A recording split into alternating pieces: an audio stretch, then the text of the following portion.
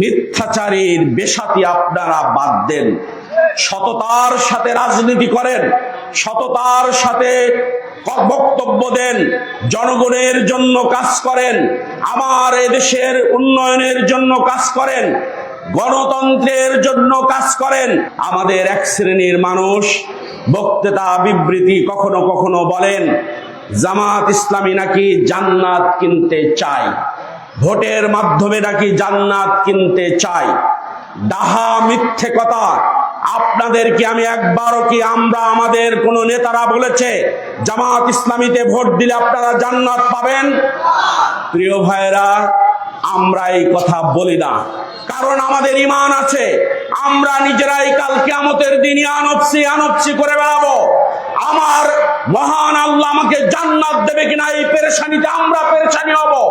মহান আল্লাহ আমার উপরে সন্তুষ্ট আছেন কিনা এই চিন্তায় আমাদের ঘুম আসে না।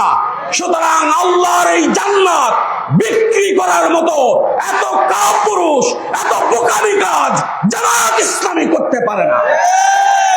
যারা জামাত সম্পর্কে এরকম মিথ্যাচার করেন তাদেরকে বলবো, ভাই মিথ্যাচারীর বেশাতি আপনারা বাদ দেন, সততার সাথে রাজনীতি করেন, সততার সাথে বক্তব্য দেন, জনগণের জন্য কাজ করেন, আমার এদেশের উন্নয়নের জন্য কাজ করেন, গণতন্ত্রের জন্য কাজ করেন, ছাত্র জনতার জন্য কাজ করেন, মেহনতি মানুষের জন্য কাজ করেন, খেটে খাওয়া মানুষের জন্য কাজ করেন, নারী সমাজের জন্য কাজ করেন।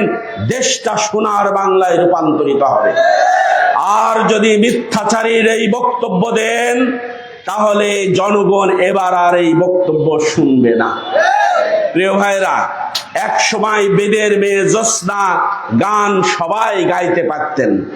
বাবা গান গাইতো, বেদের মেয়ে জোসনা আমার ফাঁকি দিয়েছে, আশি আশি করে জোসনা পালাই গেছে, এরকম বলতো না? ছেলে ভাত নিয়ে যাওয়ার সময়ও গান গাইতো, বেদের মেয়ে জোসনা আমার কথা দিয়েছে, আশি আশি বলে জোসনা ফাঁকি দিয়েছে। এই গান আর এখন কেউ গায় না। গায় ওই গান পুরাতন হয়ে গেছে।